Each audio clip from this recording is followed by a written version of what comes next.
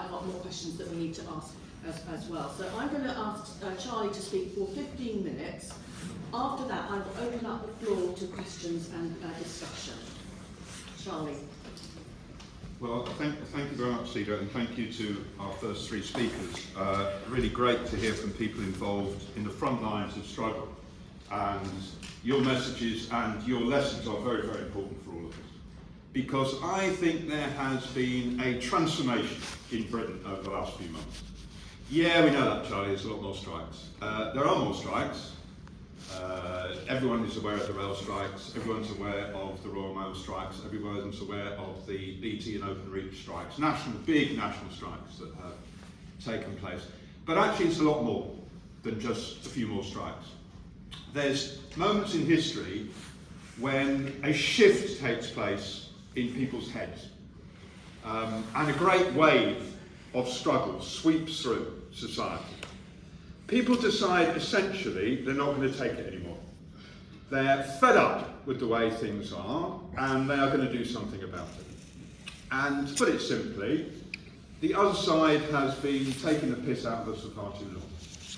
And there's a strong feeling of that running through millions of people at the moment. If you look at the statistics since the Second World War, people's real wages since 1945 doubled every 29 years. Now, it might not have always felt like that, but if you look at the statistics, it's the truth. Until 2008.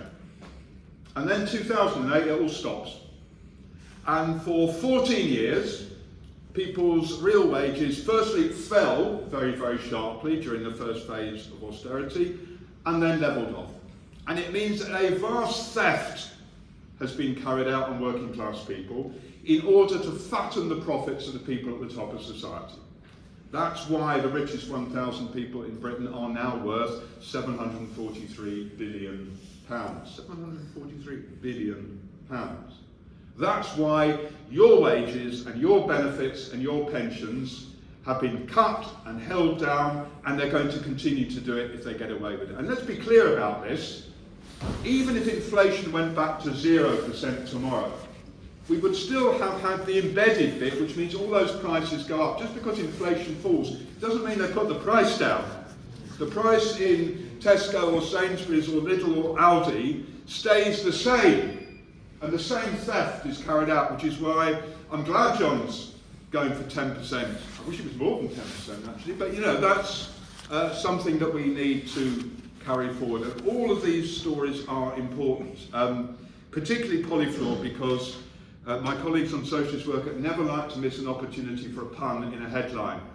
And Polyfloor workers won't be walked on is one good potential headline. Manchester GMB members floor the bosses, that is another potential one. So good luck, John. We look forward to your victory in the future. Let's understand what's going on here. There's a big shift taking place, but it's only just begun. The question is whether the strikes that have started now spread to lots of other people.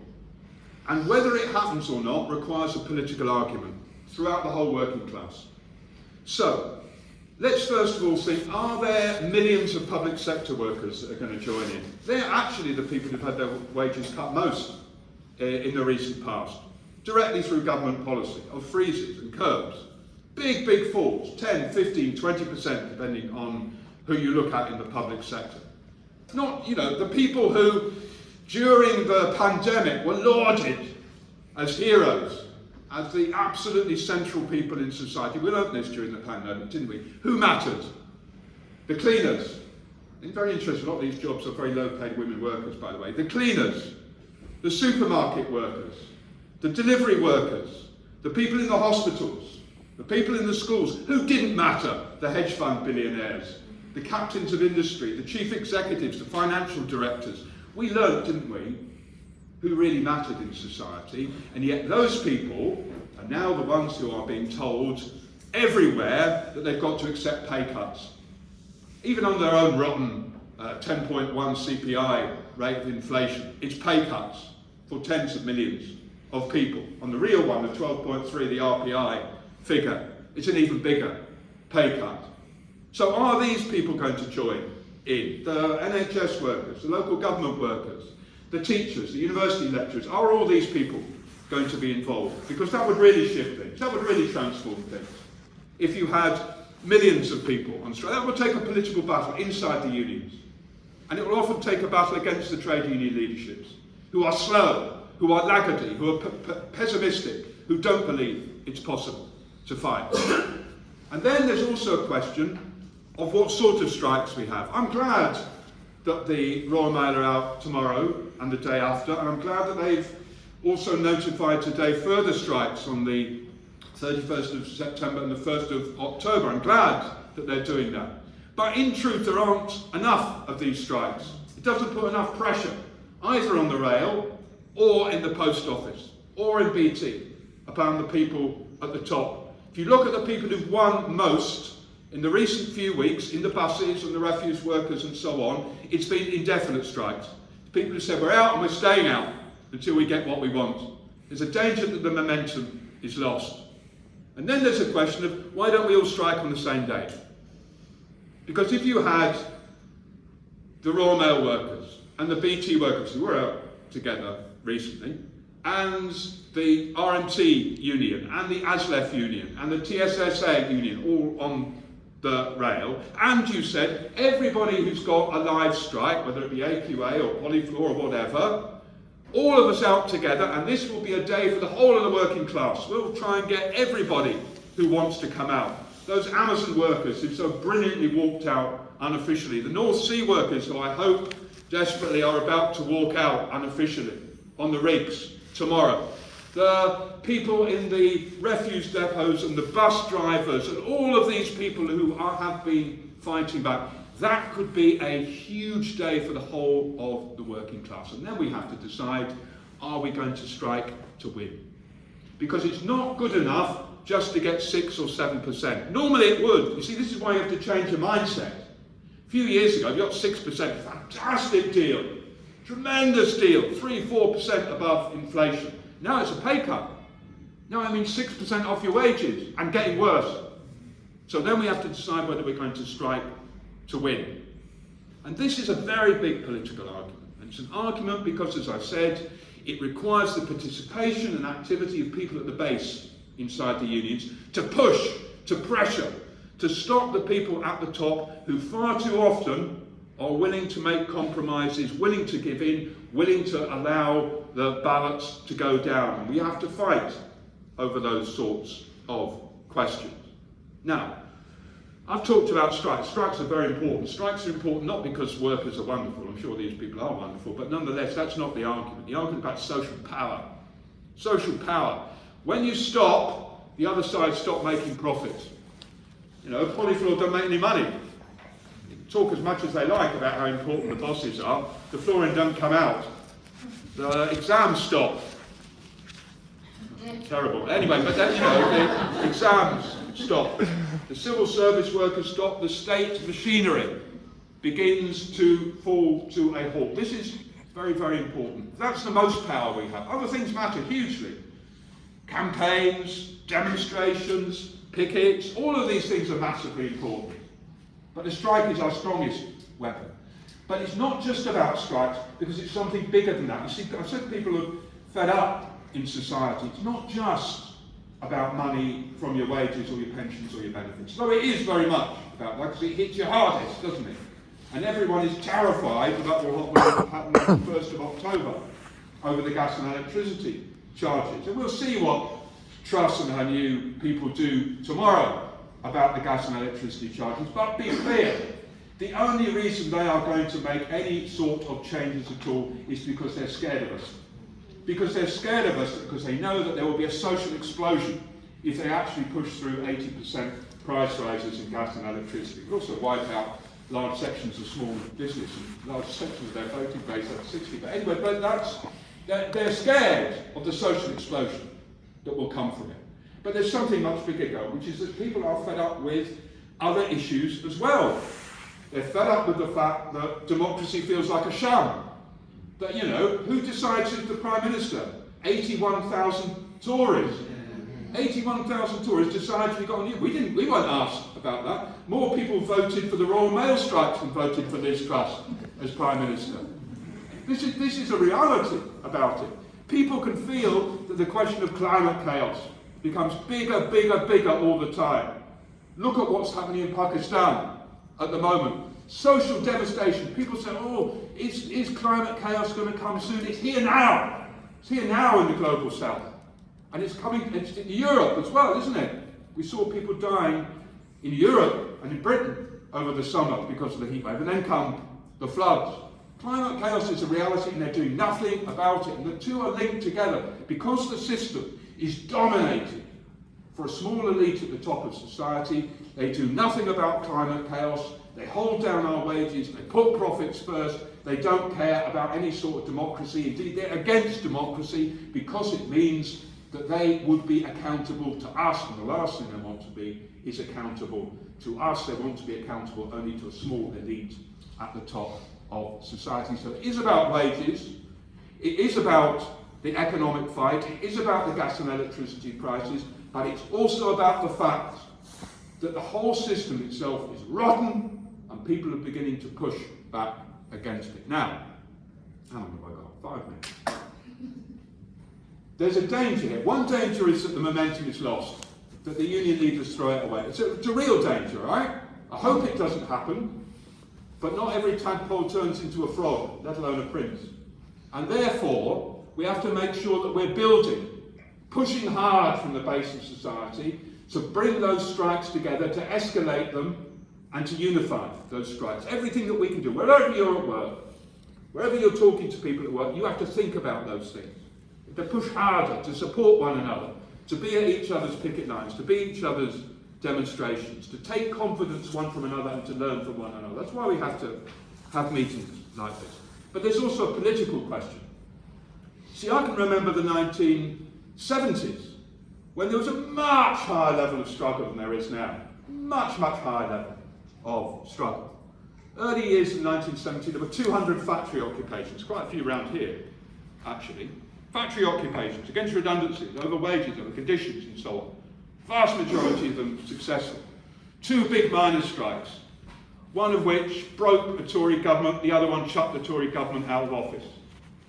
There was an explosion of the number of days of strikes, from 5 million strike days in 1967 to 24 million by the end of the 1970s. This year will be about 1 million, just for a scale of comparison. The number of people in a trade union went up from 9 million to 13 million during the 1970s. Now it's about 6 million. You know, there's a huge explosion of workers' struggle. What happened? What happened? It was the biggest increase, by the way, of workers' living standards in British history between 1970 and 1974. With a Tory government, by the way. The Tory government, but our side fought. And because our side fought, it didn't matter who was in Parliament. It didn't matter who the Prime Minister was. It's one of the great examples of what really matters. It's not so much who you vote for, it's whether you fight or not that matters. It's the workplaces and the streets that matters, not who's sitting in Parliament. But then we had a Labour government in 1974. What happened was that government decided it would close down the strikes and it would get the trade union leaders to work with the Labour government to stop the rank and file organisation at the base in society. And because of that, workers' wages went down. They went down. One of the biggest falls in workers' living standards is from 1976 to 1979. Under a Labour government, the biggest fall until you get to 2008 and the years of austerity. Okay? So there's a political issue here. Now, you probably, if you're at this meeting, don't need to tell me that Keir Starmer ain't going to change very much. You know, if it'd been, I've done meetings here where we discussed Jeremy Corbyn, it was a different argument, all right? But the argument is very, very clear. Keir Starmer ain't going to change very much. His mission is to demonstrate that the Labour Party can be acceptable to the ruling class. And that requires a war on the left. It requires a war on Palestine activists, because Palestine is the clearest cipher for the question of imperialism.